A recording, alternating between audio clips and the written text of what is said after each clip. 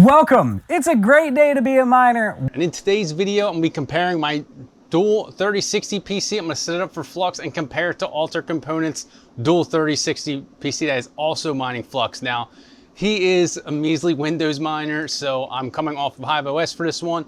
Boot in the Windows, as you can see behind me, and I'm gonna set up my overclocks and see if I can beat his. So let's stop gabbing and let's go ahead and spin that intro.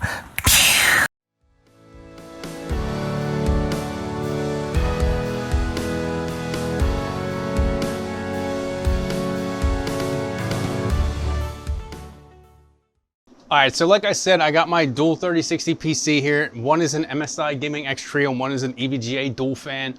I have the miner. I'm on Mini Z 2.0B. I'm gonna set it up. I have some parameters in it. I'm gonna get it mining on Flux, and eventually I'm gonna take this rig down here. You probably don't see it in the video, but I'm gonna take that off of Flux. It's a 12 by rig. It's got 11 3070s and one 3060 Ti. I'm gonna take that off of Flux and put it on Radiant. But I'm gonna keep mining Flux with just these two cards and probably put it in my living room to provide a little bit of heat.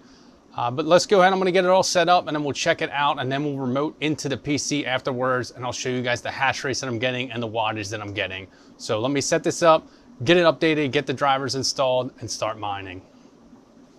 So I'm still installing stuff and this reminds me why I dislike some of the Windows mining is updating the rigs and it just randomly updating. Now I know you could run some commands and shut that off, but I do like to keep my Windows rigs as up to date as possible when I am running it. But I'm having issues with the graphics drivers running properly. Now I did have this same issue before and I did get it working after multiple installs. But I'm going to have to let this finish up, just giving you guys the update. But yeah, it is a pain.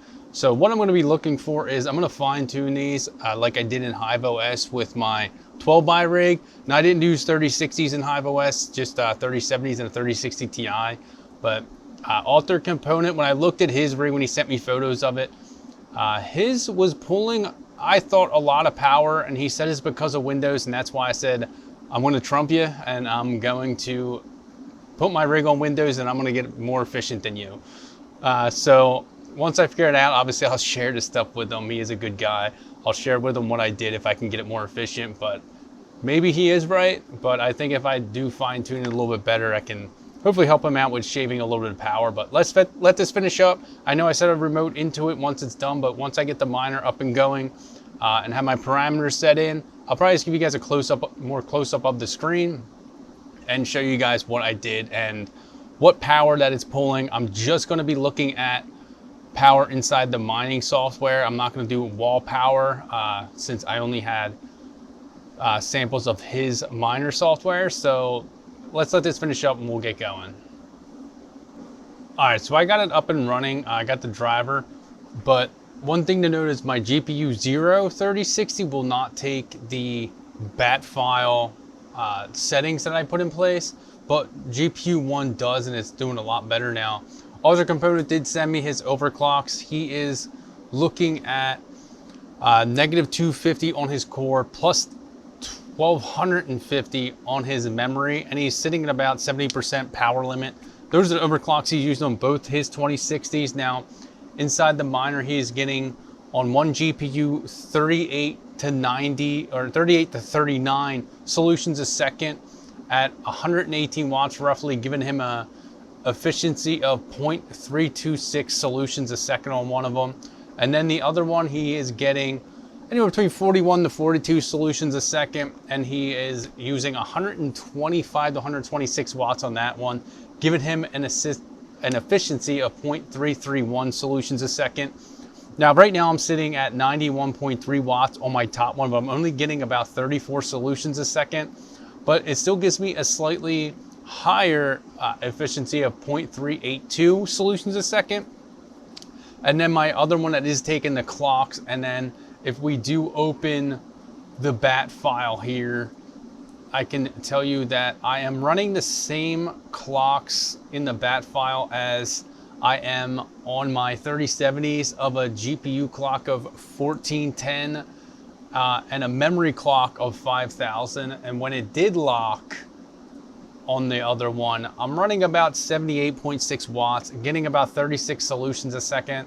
That gives me an efficiency of 0.469 sols a second. Now, for some reason, this miner will not calculate that on GPU 0. I see it on a few things in the, on their website saying that GPU 0 will not accept it. So right now I have my curve editor open and I have Afterburner open, and I'm trying to tweak it a little bit. So let's see where I can land in a little bit, and I'll show you guys a close-up.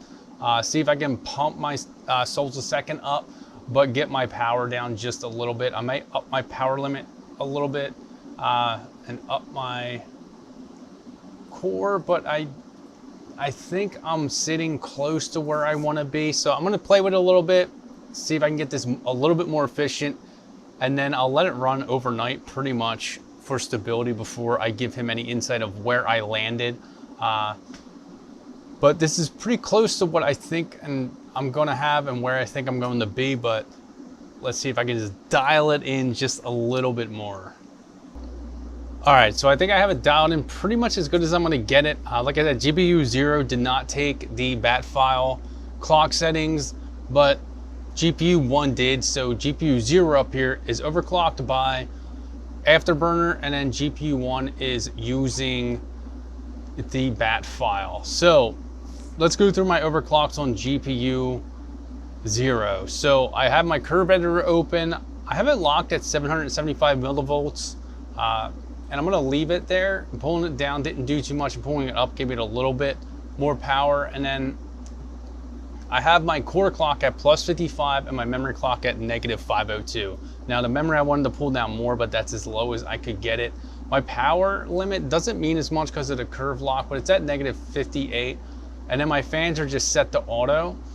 And that's giving me just shy of 38 sols a second. It's sitting at 37.92, and it's running at 83.6 watts. Now it's giving me an efficiency, which is what I care about the most, of 0.451 solutions a second. Now let's talk about the one that I used the bat file. Now this is at a core clock of 1410 and a memory clock of 5000. Now this one is getting 36.32 sols a second. It's using 78.6 watts, and I'm getting an efficiency of 0.467. Now that is more efficient by 0.017 according to the software right now. And right now I'm pretty much smoking Alter Components overclocks right now as far as efficiency. Now he is getting a couple more sols a second, but my efficiency is just crushing his right now. I'm gonna let this mine overnight, and if it's stable, I'm gonna send them my clock settings and send him my bat file settings so that he can tweak his just to be a little bit more efficient. Now in this time, with stuff not being as profitable, we want to be as efficient as we can. We don't want to just pump it in and rake in as much as we can right now, but I'm going to move this up to my living room. I'll give you guys a close-up right now of the miner so you can see the settings and what it is doing. There you go. That's just the close-up of the miner. It's been running for 25 minutes now, and it's getting pretty decent. My Afterburner is running in the background with the curve locks and everything. I do have the extra arguments so I can see the dev fees, things like that. But I'm going to leave it just like this. I don't think I'm going to be able to shave too much more using Afterburner without losing too much hash rate. And I'm pretty comfortable with the 0.45 efficiency. So, thanks for checking this video out. Make sure you hit that like button, hit that subscribe button. Stay tuned for more.